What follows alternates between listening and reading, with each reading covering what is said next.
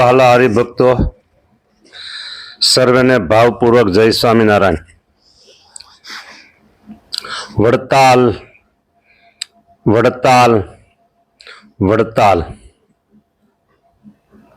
થોડીક વાતો વડતાલની.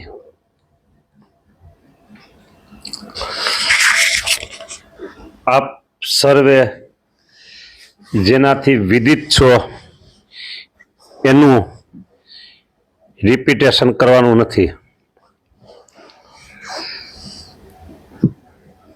દેશ એક દેશ ભારત અને અન્ય દેશો વિદેશ. આજે સર્વત્ર સ્વામિનારાયણ વડતાલ, સ્વામિનારાયણ વડતાલ, સ્વામિનારાયણ વડતાલ ગુંજે છે. જેના દિલમાં ભગવાન વસેલા છે એવા લોકો ભગવાન સ્વામિનારાયણને અને વડતાલ ધામને પોઝિટિવથી જુએ છે. જે કોઈને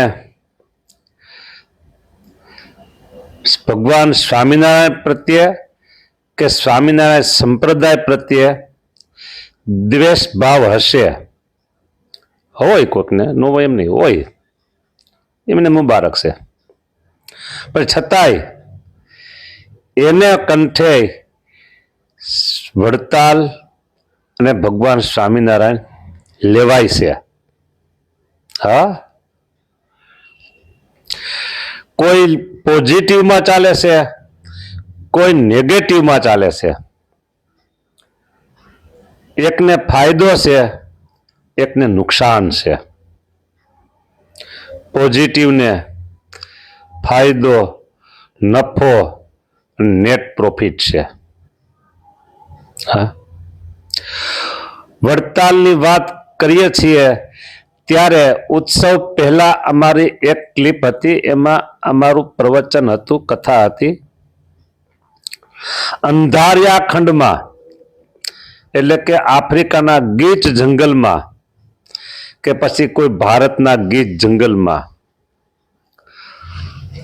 વેરાન પ્રદેશમાં આ વાત જે તે થાય છે, નક્કર સત્ય વાત છે, નક્કર સત્ય વાત છે. એ અંધારિયા જંગલમાં જઈ અને કોઈ ઉચ્ચે સ્વરે બૂમ પાડે, વડતાલ વડતાલ વડતાલ, જેના કાને વડતાલ શબ્દ અથડાયો. જળ જાતિમાં વૃક્ષ હોય કે પછી જળ જાતિમાં અન્ય જીવ પ્રાણી હોય, ચેતન જાતિમાં જે કોઈ જીવ જંતુ છે, જેમના કાને જેમને આના સ્પંદન વાઇબ્રેટ અથડાયા, જેની સાથે એનો જીવાત્મા આ દેહમાંથી, વૃક્ષના કે જીવ જંતુ કે પ્રાણીના દેહમાંથી નીકળશે અને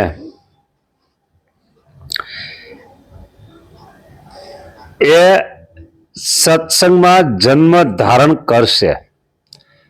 આ વાત 100% રાઈટ છે. હા, 100% રાઈટ. હા, સત્સંગમાં જન્મ ધારણ કરશે, ભજન ભક્તિપૂર્ણ જીવન પસાર કરી અંતે ભગવાન સ્વામિનારાયણની મૂર્તિના સુખ ભોગતા બનશે. આ છે વડતાલનો પાવર. આ છે વડતાલનો પાવર. કોનો? વડતાલ ધામ. આટલો બધો પાવર વડતાલનો શા માટે છે? હા, આશ્ચર્ય તો થાય જ ને. સુતા બેસતા સરવે કાળ વાલો સંભારે છે વડતાલ. જેમ ઘરને સંભારે પ્રવાસી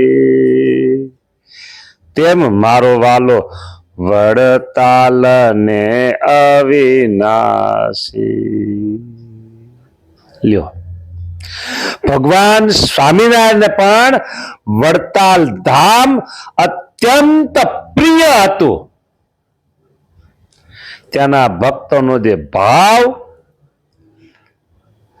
અને યુગો પહેલા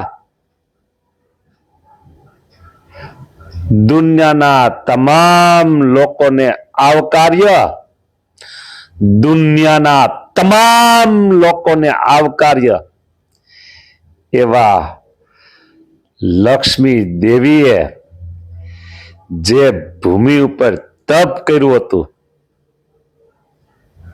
અને પ્રભુ પાસે વરદાન માંગ્યું હતું કે અહીં આપણે કાયમ નિવાસ કરીને રહીએ, અહીં આપણું મંદિર થાય, અહીં આપણું ધામ થાય.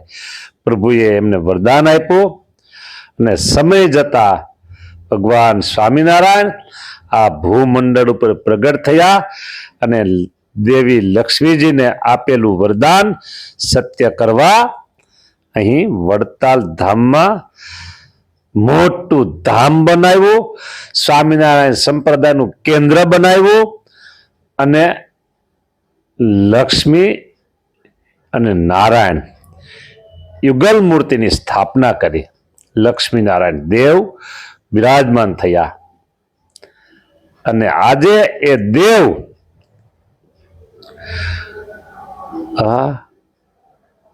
ભગવાન સ્વામિનારાયણના પૂર્ણ આશીર્વાદ, પૂર્ણ કૃપા ભક્તજનો પર ઉતરેલી હોય. આજે લક્ષ્મીનારાયણ દેવ બધાના કામ કરતા હોય છે, ભળે છે ભક્તો ઉપર રાજીપો ભગવાન સ્વામિનારાયણનો.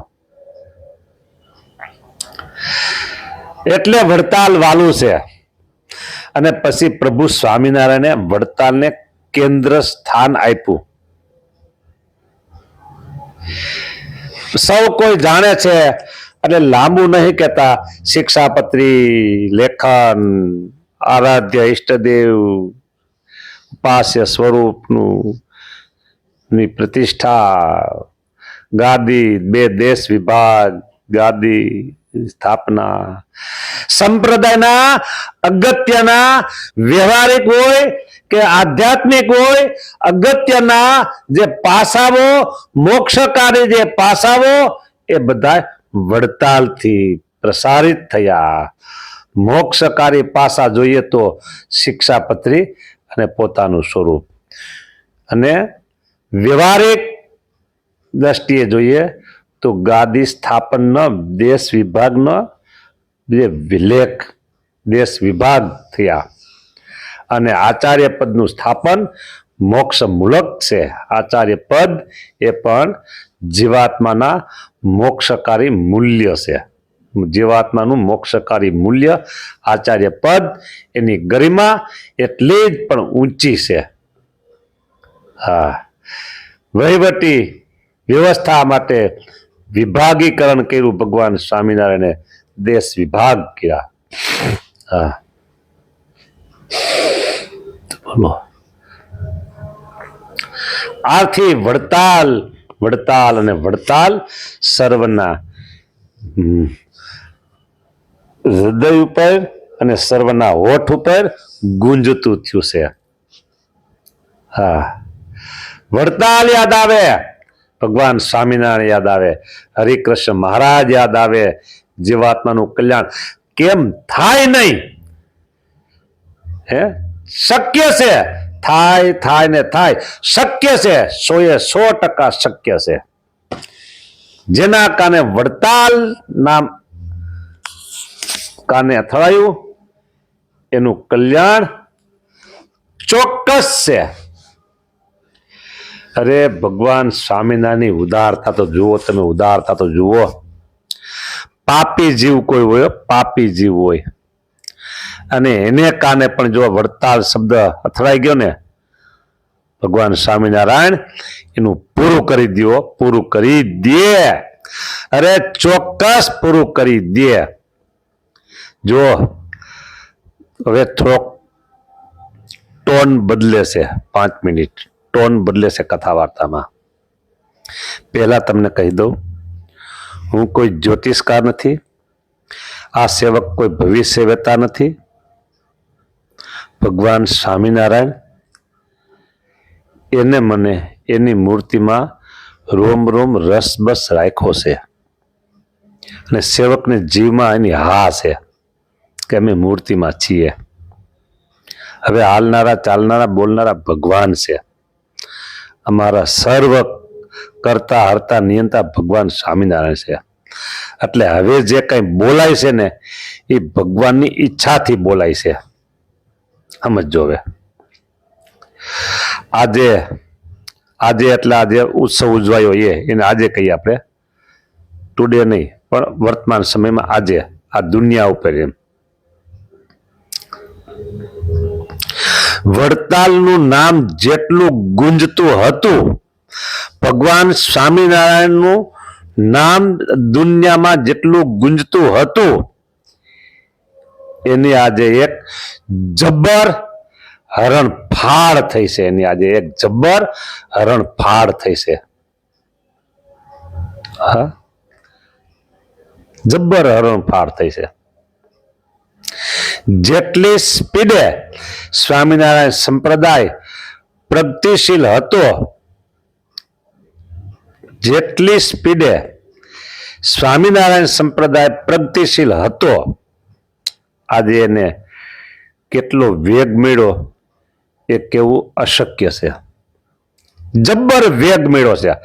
વડતાલ ધામ દ્વિશતાબ્દી મહોત્સવના માધ્યમથી આજે સ્વામિનારાયણ સંપ્રદાય જે પ્રગતિના પંથે હતો એને આજે સ્પીડ મળી છે, સ્પીડ મળી છે, સ્પીડ મળી છે. આ વાતનો કોઈ પણ ઇનકાર કરી શકે તેમ છે જ નહીં, કારણ કે સૌએ પ્રત્યક્ષ લાભ લીધો, કોઈએ સૌએ નહીં પણ કોઈએ પ્રત્યક્ષ લાભ લીધો ત્યાં પધારીને, અને કોઈ દુનિયાના છેડે બેઠા બેઠા હોય કે ભારતના છેડે બેઠા બેઠા હોય, ઓનલાઈન ભગવાનની આ કૃપા છે.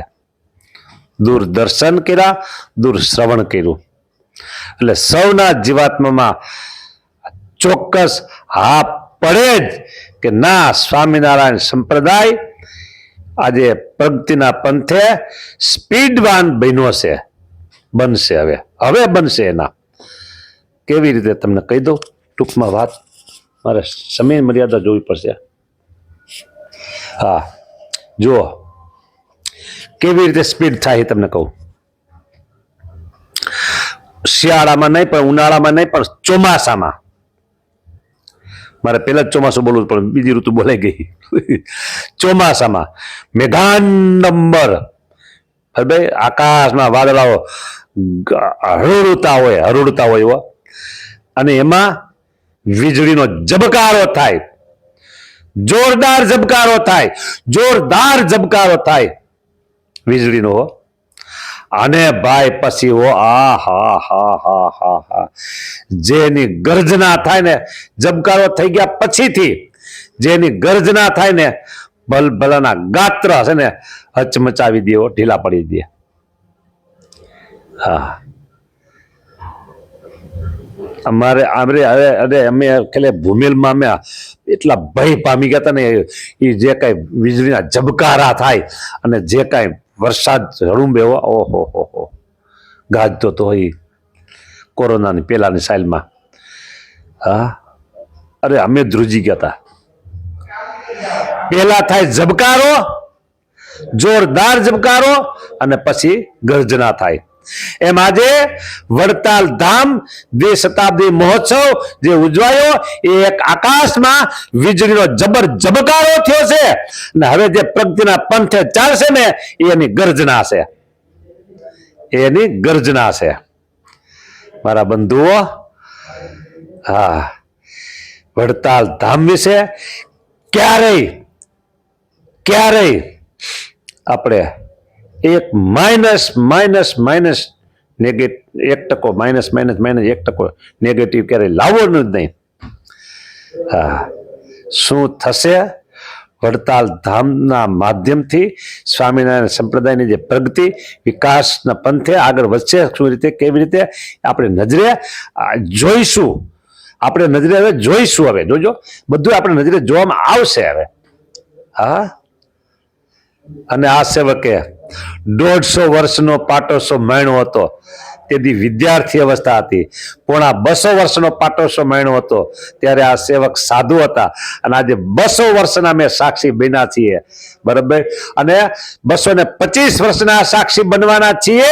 અને 250 વર્ષના પણ આ સેવક સાક્ષી બનવાના છે. જોજો. નાના હોય તમે જોજો. મારા શબ્દ તમે નોંધી લેજો. હા, જે કોઈ આ અમારી કથા સાંભળે ને 10, 12, 15 વર્ષના, એ જોઈ લેજો તમે કે અમે 50 વર્ષનો એટલે 250 વર્ષનો પાટોત્સવ ઉજવવાના છીએ તમારી હાજરીમાં. જય સ્વામિનારાયણ.